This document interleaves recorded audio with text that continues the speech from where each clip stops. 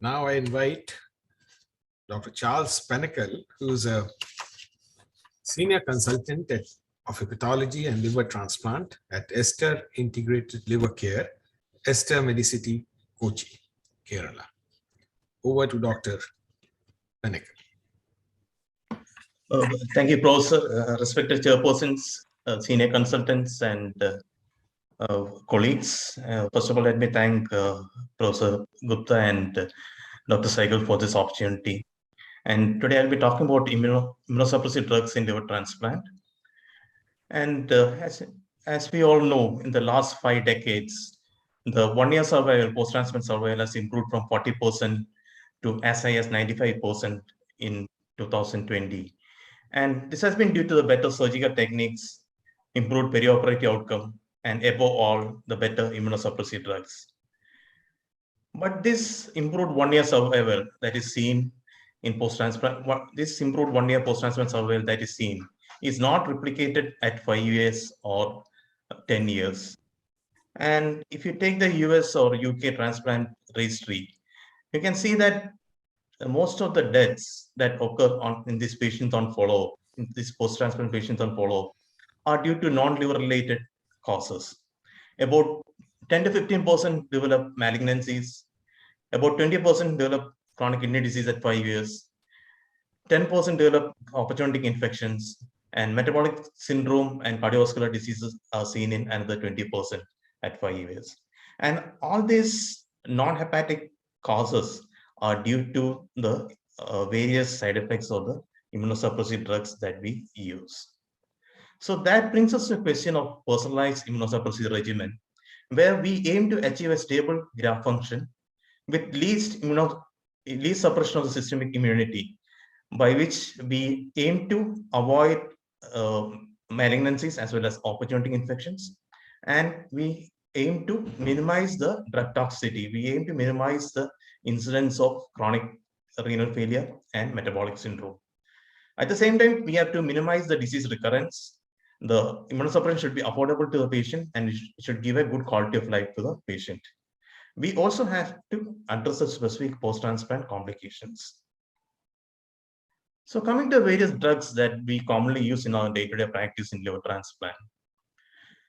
For the activation of T cells, as was discussed by the previous speaker, for the activation of the reactive T cells by the antigen-presenting cells, there should be 3 signals. The signal 1, where the antigen-presenting M.I.C.E interacts with the T cell receptor.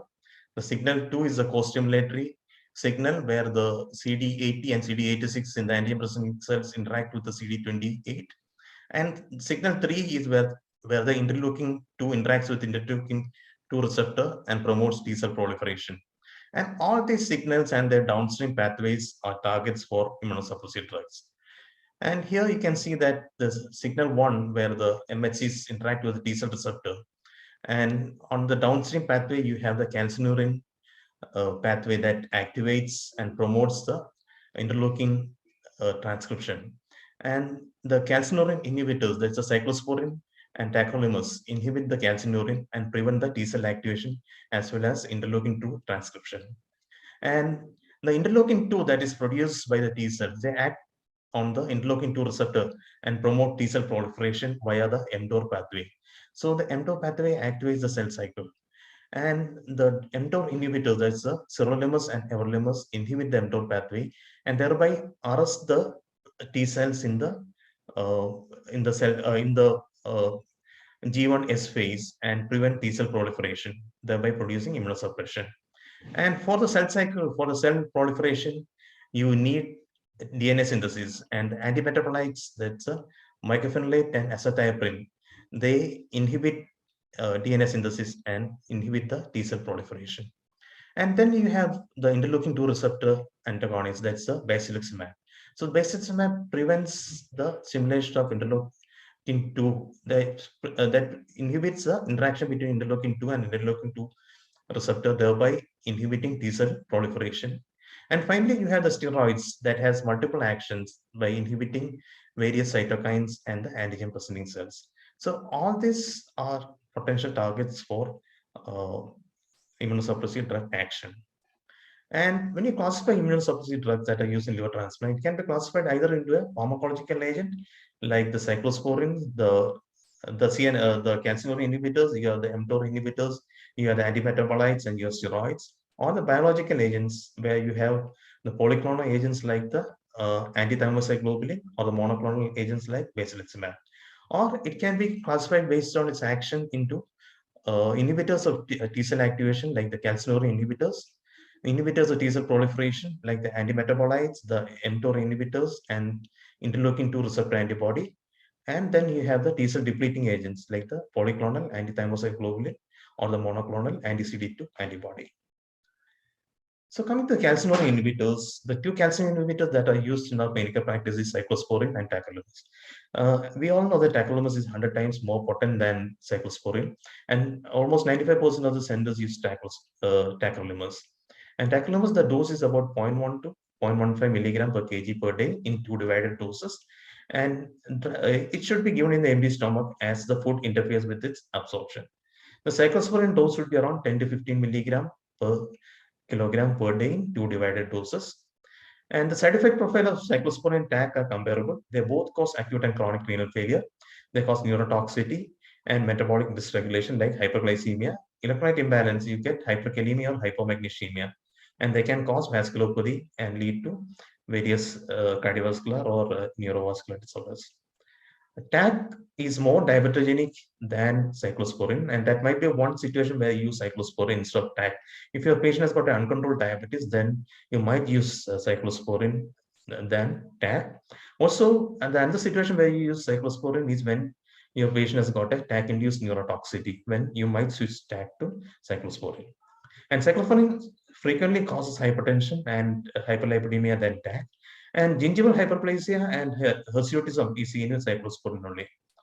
Both the CNI, they use P-glycoprotein pathway for their metabolism in the liver. Hence, they are prone to drug interaction. So you should be careful when you add drugs to your patients on CNIs. You should always check for drug interactions before you add a new drug to the treatment algorithm.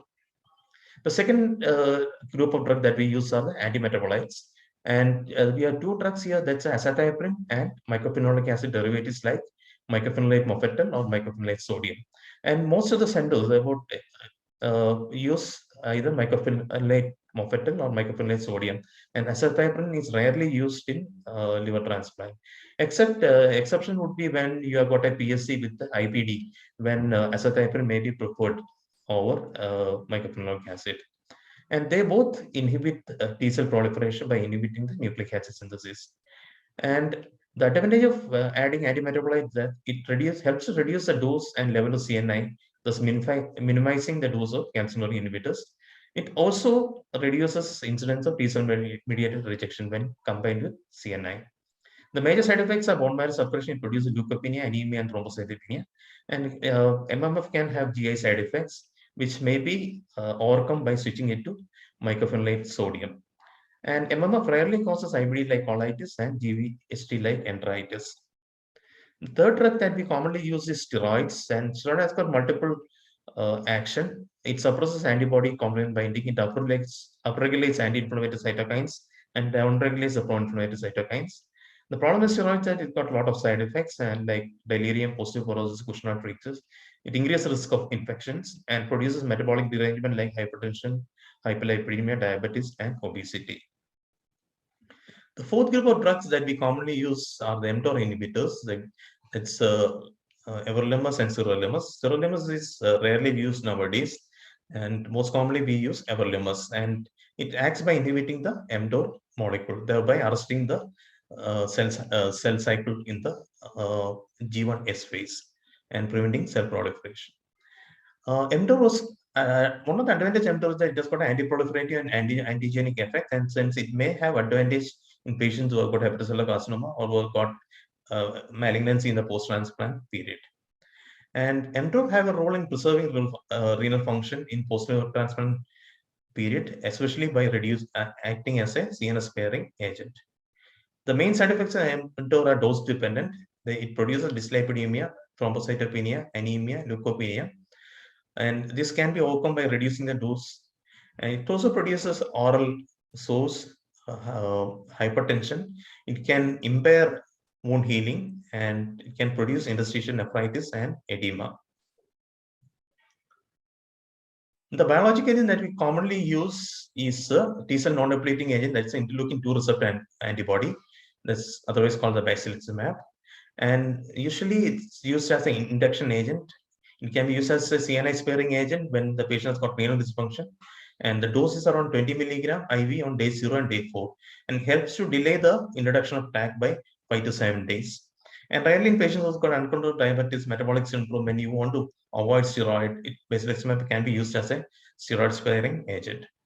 And advantage of basiliximab is it's got less frequent diabetes, less CMA infections, and it has been shown to improve the renal function, especially when by helping to delay the CNI introduction. And the another biological agent that we use is a T-cell depleting agent, the antithymocyte globulin. Nowadays, we don't use it as an induction agent. We commonly use it as a in the treatment of steroid-resistant rejection. So the antithymocyte globulin, the two, one is a equine and other is a rabbit. The equine is ADCAM and the rabbit is a thymoglobulin. And we commonly use the rabbit, the ATG, that's a thymoglobulin, and mainly used to treat steroid-resistant rejection. It's a polyclonal antibody and acts against multiple receptors on the multiple T cell receptors. And clinical significant side effects include cytokine release, lymphopenia, opportunistic infections, post-transplant lymphoproliferative disorder, and other malignancies. So coming to our clinical practice, what are the common immunosuppression protocols that we use? Mostly we use a combination therapy, and we aim to inhibit the immune response at multiple sites. So by using a combination, we are able to lower the dose of individual drugs, thereby reducing the dose-dependent drug toxicity, and it also helps to reduce the risk of rejection. And the most protocols include an induction phase and maintenance phase. The induction phase is the first 30 to 45 days when the risk of acute T-cell mediated rejection is high, and we use intense immunosuppression. And after that, we try to taper and minimize immunosuppression in the maintenance phase. So in the induction phase, most of the standard immunosuppression protocols use 3 drugs: the corticosteroids, the calcineurin inhibitors, and antimetabolites. The corticosteroids, we commonly use methylprednisolone during the intraoperative period, that we give about 500 to 1 gram IV during intraoperative period, and followed by some centers, they use a tapering regime where they taper the methylprednisolone dose over 5 to 7 days to an oral dose of 20 milligram. In our center, we use 500 milligram intraoperatively, followed by 20 milligram from day 1. The calcineurin inhibitor, the tacrolimus, started on day 1 in the dose of 0.1 to 0.15 milligram per kg, and with a target trough level of C0 level of 7 to 10 nanogram per ml, unless the patient has got a renal dysfunction. And antimetabolites, the mycophenolate mofetil is used in a dose of 1 to 2 gram per day, or if you're using mycophenolate sodium, we start in a dose of 720 to 1440 milligram per day. Azathioprine is rarely used nowadays, and cyclosporine again is rarely used nowadays. And after the induction phase, we have the maintenance phase where we aim to taper off and minimize the immunosuppression. The steroids in our practice, we taper them over the next 3 months and stop it over the next 3 months. The 2 exceptions would be if the etiology is autoimmune. The etiology for liver failure is autoimmune, then we might keep a low dose steroid for long term. Or if the patient has got history of multiple rejections during the initial phase, then we keep a low dose steroids for long term. The CNI dose is reduced, targeting a lower trough level. Up to 1 year, we target a trough level of 5 to 7 nanogram per ml, and after 1 year, about 5 nanogram per ml. And if the graft function is stable and there's no renal dysfunction, we tend to stop antimetabolites at the end of 1 year. So there are certain special situations in our practice that we come across, and one is when you use the antibody induction. We use interleukin-2 receptor antagonist, the basiliximab, for induction. And basiliximab is used at a dose of 20 milligram IV on days 0 and 4. and is used as a CNI sparing agent. It helps to delay the use of CNIs for 4 to 7 days, especially in patients who are at risk for renal dysfunction. And it can also be used as a steroid sparing agent, as I mentioned earlier. And second is the use of everolimus in liver transplant. Everolimus has facilitated reduction of CNI when introduced at 30 days and helps to improve the renal function at 1 year and 3 years. So everolimus, the dose would be around 0.5 to 0.75 milligram BID dose per day, and the trough level targeted would be around 3 to 8 nanogram per ml. Normally in our practice, we tend to keep it around 3 to 5 nanogram per ml. We never go above 5 nanogram per ml. And everolimus usually start around day 30. But the recent study by M.I.C.E et al. Has shown that everolimus can be safely started even earlier, within 10 days of transplant. And that helps to improve renal function at 1 year and 3 years. And second situation where we use everolimus would be in patients who have got hepatocellular carcinoma. Even though the conflicting results, still in our practice, we use everolimus to minimize the CNI exposure to the patient. CNIs are pro-oncogenic, and we need to reduce the CNI exposure to the patient. So we add mTOR inhibitors as a CNI to minimize the CNI dose. And mTOR inhibitors are also used in patients who have got de novo malignancies after transplant. And there's some data to show that in patients who get recurrence after transplant, everolimus-based immunosuppression gives better survival. A short word about treatment of T-cell mediated rejection. It occurs in 10 to 25% of patients in spite of all the better immunosuppression. It should be suspected when there is evidence of abnormal liver function tests, and confirmed, always it must be confirmed by a liver biopsy. And all the differences should be ruled out. If the rejection is mild, we might just increase the CNI, add MMF, and just increase the steroid, and we may get away with that. If it's moderate to severe, then it's treated with IV imidacloprid 500 to 1 gram in 3 doses, and then it's tapered. The dose is tapered once the patient responds to the pulse. The patient then doesn't respond to pulse, then the pulse is repeated. And if the patient doesn't respond to pulse therapy, then it's called a steroid resistant rejection, and patient is treated with antithymocytic globulin. And at the time of pulsing, you always have to prophylaxis for PCP, CMV, and fungus. You give Satran for PCP prophylaxis, then give Valgan for CMV, and fluconazole for the antifungal prophylaxis. And about 5 to 15% of these patients who develop rejection tend to develop steroid-resistant rejection, and they are treated with antithymocytic globulin in a dose of 1.5 milligram per kg for 5 to 14 days. So to conclude, the transplant immunology is changing, and it's changed from a era of standardized protocol to a personal immunosuppression. The aim of treatment is to maximize effectiveness. It's a maximize effectiveness of by preventing acute rejection and by acute biopsy-prone rejection, and improving the graft survival, and minimize adverse effects of immunosuppressive therapy. And any individual recipient needs a customized immunosuppression regime according to the transplant indication. That is, if the patient's got an autoimmune, then you might need to prolong the steroids. If the patient has got HCC, you might need to add mTOR inhibitors. The time from transplant, in the initial induction phase, you use intensive immunosuppression, whereas in maintenance, you tend to minimize immunosuppression. The comorbid condition, the patient got CRF, then you might use, you tend to minimize CNIs and by adding mTOR inhibitors. Behavior of the graft over time, that's the patient doesn't have any rejections over time, then you tend to minimize and even withdraw immunosuppression, whereas the patient has got recurrent rejection, then you have to intensify the immunosuppression.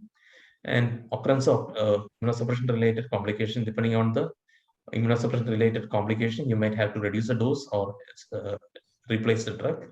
And physiological conditions after transplant, such as pregnancy, where you may not use MMF or mTOR inhibitors, but you can safely use CNIs, steroids, or ceftriaxone.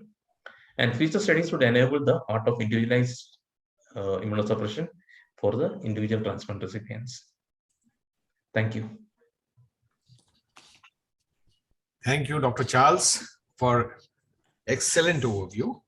And I think there is one question by Dr. Narendra. Do you have any experience of using only everolimus for immunosuppression? Sir, no, because if you read all the articles on immunosuppression, they talk about switching CNI to everolimus monotherapy or CNI to MMF monotherapy. In our practice, we have never used monotherapy with everolimus or MMF. We always either you minimize the CNI and add the mTOR inhibitor, or we use a combination MTOR and MMF.